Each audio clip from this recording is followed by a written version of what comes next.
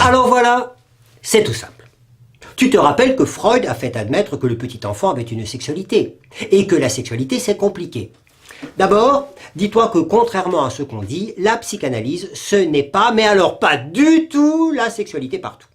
Ça, c'est ce qui s'exprime dans les mythes, les contes, la sagesse orientale. Là, c'est bien clair, on trouve le principe mâle et le principe femelle, présents dans tout l'univers. Ils l'organisent, ils sont soit en lutte, soit ils coopèrent, soit ils se combinent, et puis on cherche le meilleur arrangement qui puisse se faire entre le yin et le yang. Bon, là je suis un peu rapide, mais voilà ce qu'on appelle le pansexualisme. Pan qui veut dire tout. Eh bien justement, la psychanalyse n'est pas un pansexualisme, parce que le pansexualisme, le principe mâle et le principe femelle, sont distincts et opposés, donc incomplémentaires. C'est une polarité, comme les aimants, où on parle de pôle positif et de pôle négatif. Tu vois, ce serait bien que l'amour entre un homme et une femme soit ça. Qu'il y ait une attirance invincible à se coller l'un contre l'autre et qui serait dans la nature des choses. Il y aurait des plus et des moins avec des formules. Ce serait encore mieux que les agences matrimoniales modernes où on entre son profil sur ordinateur. Il y a, et c'est plus joli, le mythe grec que Platon met dans la bouche d'Aristophane qui donne forme à cette rêverie de complémentarité. Chaque être humain serait issu d'un œuf initial où il était fondu avec sa moitié et à la naissance chacun se trouverait séparé de sa moitié qu'il aurait à chercher de par le monde. C'est vraiment trop injuste.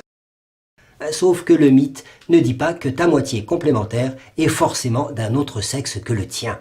Ça fait une différence. C'est déjà plus compliqué que l'idée du mariage parfait des deux sexes, conçu comme symétrique et opposé. Alors ce qui est mis en question, c'est la complémentarité des deux sexes. Tu peux pas la nier, cette complémentarité des deux sexes, quand il s'agit de la reproduction biologique. On a élucubré énormément à ce propos. On en a même fait une loi naturelle, disant que c'était de cette façon-là, et pour cette fin-là, la reproduction, la procréation, que l'être humain avait à se rapporter sexuellement au corps d'un autre être humain. D'ailleurs, quand on dit loi naturelle, le mot loi est équivoque. Ce n'est pas au sens des lois de l'électromagnétisme ou des lois du Parlement. C'est une loi au sens de ce que voudrait la nature, en tant que la nature serait une création divine. Donc, la loi naturelle sexuelle était, si je puis dire, l'interprétation d'une volonté ou d'un souhait de la nature.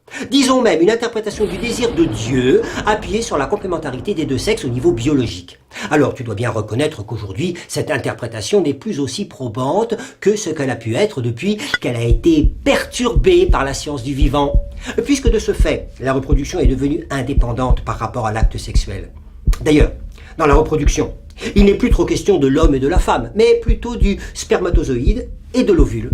D'accord, tu vas me dire qu'il y a dans le corps de l'être humain une substance, une entité, un fonctionnement bizarre qui est logé dans le corps de l'homme comme dans celui de la femme, qui ne sert pas à la reproduction de l'espèce ni même à établir le rapport sexuel avec un autre corps, mais au contraire à établir un rapport spécial du corps avec lui-même. Le rapport spécial du corps avec lui-même, c'est ce qui s'appelle, au moins depuis Lacan, la jouissance. Mais alors tu vas me dire, quel est le lieu de cette jouissance-là? Où cette jouissance est-elle localisée? Eh bien, elle n'est pas localisée dans le corps de l'autre, elle est localisée dans le corps de l'un. Tu dois bien comprendre que la jouissance est un état de ton corps à toi. Et quelle est sa finalité? À quoi sert-elle? Eh bien, tout ce qu'on sait à son propos, c'est qu'elle est recherchée pour elle-même. Ça veut dire qu'il y a dans le corps humain quelque chose qui cherche à jouir de soi-même, qui cherche à se jouir, comme on dit, se penser ou se déplacer. Il n'y a pas de relativisme. La jouissance est un absolu. Elle n'est pas relative puisqu'elle n'est pas pour autre chose qu'elle-même. Elle a sa finalité en elle-même. D'accord ?